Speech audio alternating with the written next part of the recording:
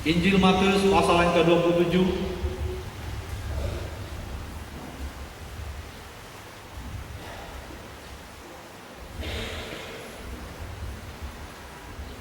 ayat 62. Kubur Yesus dijaga. Keesokan harinya, yaitu sesudah hari persiapan, datanglah imam-imam kepala dan orang-orang Farisi bersama-sama menghadap Pilatus. Dan mereka berkata, "Tuan, kami ingat bahwa si penyesat itu sewaktu hidupnya berkata, 'Sesudah 3 hari aku akan bangkit.' Karena itu, perintahkanlah untuk menjaga kubur itu sampai hari yang ketiga. Jikalau tidak, murid-muridnya mungkin datang untuk mencuri dia, lalu mengatakan kepada rakyat, 'Ia telah bangkit dari antara orang mati,' sehingga penyesatan yang terakhir akan lebih buruk akibatnya daripada yang pertama." Kata Pilatus kepada mereka, "Ini penjaga-penjaga bagimu. Pergi dan jagalah kubur itu sehingga sebaik-baiknya." Maka pergilah mereka, dan dengan bantuan penjaga-penjaga itu mereka memataikan kubur itu dan menjaganya. Sekian pembacaan firman Tuhan. Saya ingin membaca lagi ayat yang ke-57 paling atas.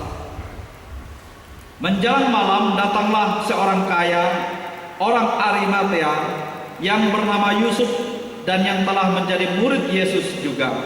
Ia pergi menghadap Pilatus dan meminta mayat Yesus. Pilatus memerintahkan untuk menyerahkannya kepadanya. Jadi di situ ada seorang yang bernama Yusuf.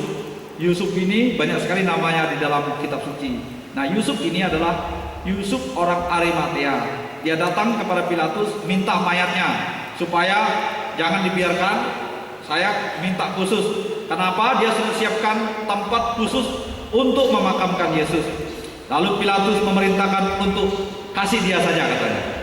Ayat 59.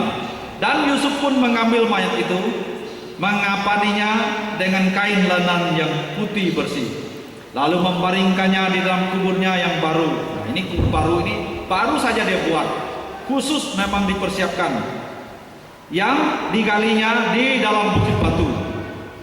Dan sesudah menggulingkan sebuah batu besar ke pintu kubur itu, pergilah ia. Itu dia persiapkan betul-betul tempat ini. Nomor 1. Tapi Maria Magdalena dan Maria yang lain tinggal di situ, duduk di depan kubur itu. Pada hari Minggu lalu saya bicara tentang 3 sifat amar agung. Sifat yang pertama adalah sifat dalam amar agung, yaitu mengutus. Sifat yang kedua yaitu saya sampaikan di Lembah 1, berkorban. Lalu sifat yang ketiga, pergi keluar. Ini 3 sifat amar agung. Yang pertama, mengutus.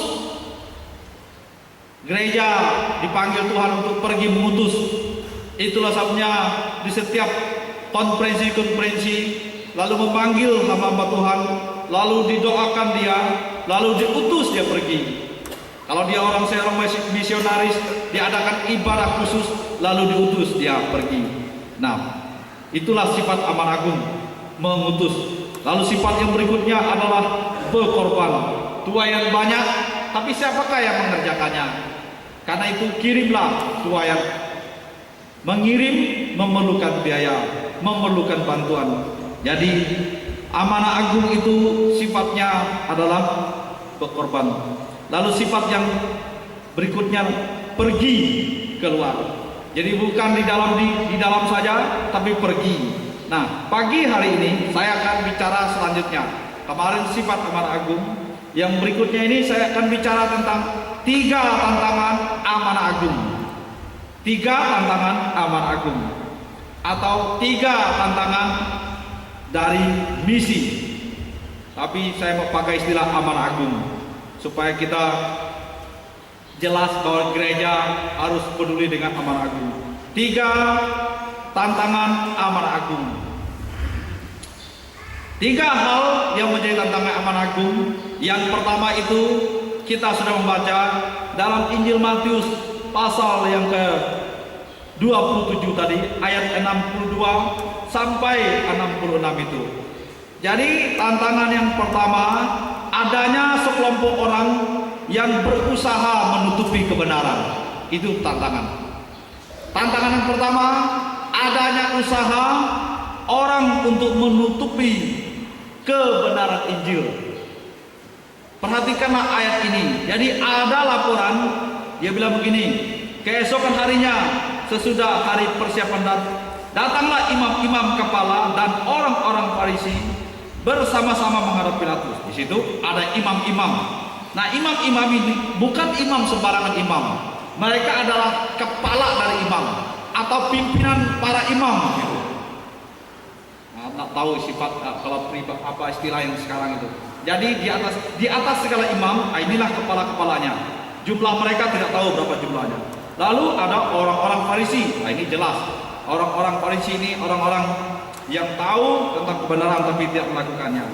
Nah, inilah ayat-ayat ini. Lalu mereka berkata kepada Tuhan, kami ingat bahwa si penyesat itu sewaktu hidupnya berkata, sesudah 3 hari aku akan bangkit. Nah, inilah isu yang mereka kembangkan. Jadi isu yang disampaikan kepada Pilatus, Tuhan, ingatlah dulu pada waktu dia masih hidup ada isu yang disampaikan, nah, yang dia akan sabarkan. Karena itu kita harus berjaga-jaga supaya jangan sampai berita itu menjadi kenyataan. Nah, itulah artinya bahwa ada sekelompok orang yang berusaha menutupi kebenaran daripada Injil. Ada laporan, ada niat yang dirancang dengan tidak baik. Nah, kelompok inilah yang membuat isu yang tidak benar, sehingga Injil jangan sampai diberitakan, jangan sampai orang lain mendengarnya. Siapakah kelompok ini? Tidak ada lain. Mereka adalah orang-orang yang paham tentang kebenaran. Mereka adalah orang-orang yang setia dalam mencari Tuhan. Mereka adalah orang-orang yang beribadah kepada Tuhan, tetapi mereka tidak menjalankan ibadah mereka dengan baik. Mereka mengerti kebenaran, tapi mereka tidak menjalankan kebenaran. Mereka tahu bagaimana beribadah, tetapi ibadah tidak dilakukan dengan cara yang benar. Nah, mereka ahli kitab, tapi tidak mengerti tentang bagaimana melaksanakan daripada kitab suci ini. Inilah ciri-ciri daripada imam-imam orang Saduki ini yang berusaha untuk menutupi kebenaran Injil. Inilah tantangan berat Bapak Ibu kasih Tuhan dalam kita mengerjakan daripada amanat agung atau kita menjadikan gereja yang misi. Inilah tantangan beratnya. Tantangan apa? Ada upaya selalu menutupi kebenaran-kebenaran Injil. Seringkali di dalam gereja Bapak Ibu kasih Tuhan berbagai-bagai alasan yang dibuat sehingga amanat agung, sehingga penginjilan, mencari jiwa-jiwa, peduli kepada jiwa-jiwa yang hilang itu menjadi tidak ada. Kenapa? Membuat berbagai-bagai macam alasan. Saya pernah mendengar bagaimana ada gereja di Kota Sintang ini, ada hamba Tuhannya Pak Pendeta bilang begini, Pak, amanat agung sudah tidak ada. Amanat agung itu di dalam kitab itu sebenarnya itulah amanat Injil katanya. Amanat agung tidak ada. Kenapa? Setelah Tuhan Yesus naik ke surga, maka ia curahkan Roh Kudus.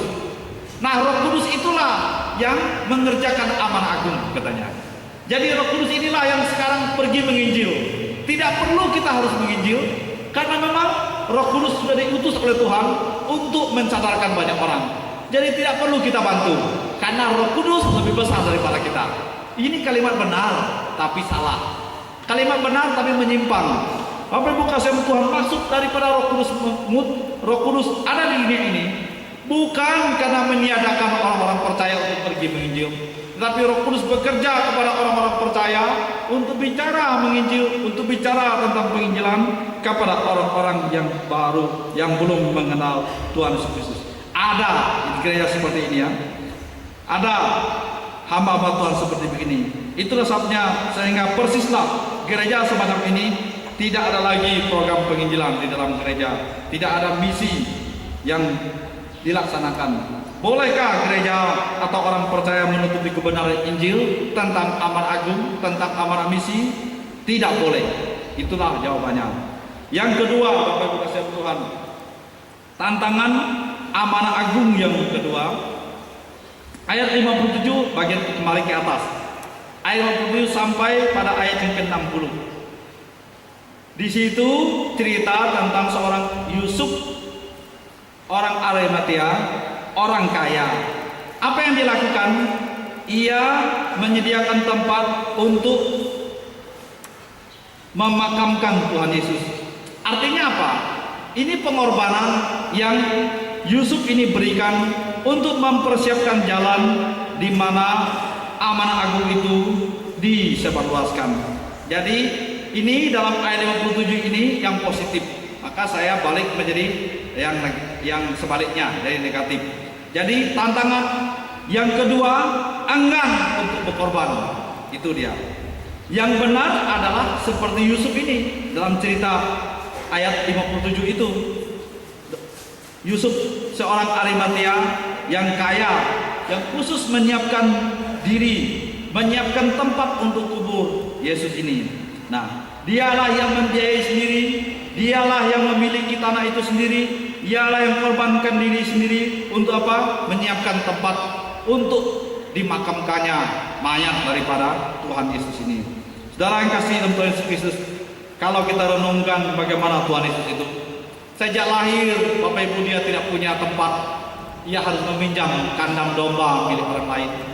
Setelah ia wafat, setelah dia meninggal, ia pun tidak punya tempat untuk memakamkan mayat dan tubuhnya. Ia harus menyiapkan tempat milik orang lain. Betapa penderitaan yang dialami. Di dunia tidak punya, lahir pinjam tempat. Waktu dia mati, pinjam juga tempat. Tidak ada tempat. Tetapi sedang kasih Tuhan, selalu ada orang yang menyiapkan tempat, selalu ada orang yang berkorban. Artinya apa? Bapak kasih Tuhan, di tengah-tengah ketidakberdayaan, ada orang yang berkorban, ada orang yang rela. Untuk apa? Untuk amanah agung itu diberitakan. Agar apa? Injil terus diberitakan. Inilah artinya bahwa amanah agung itu harus ada orang yang berkorban. Seperti Yusuf, seorang Arimatea ini, ia rela dan ia mau berkorban. Untuk apa? Menyiapkan tempat supaya berita tentang Yesus Kristus itu akan terus berkobar, akan terus dikumandangkan. Bapak Ibu kasih Tuhan Yesus Kristus, itulah sebabnya ia betul-betul sengaja menyiapkan tempat itu. Karena ada yang menafsir mengatakan bahwa tempat yang digali itu untuk pemakamannya sendiri katanya. Tetapi setelah diteliti, pemakaman tempat yang dia siapkan itu bukan untuk diri sendiri.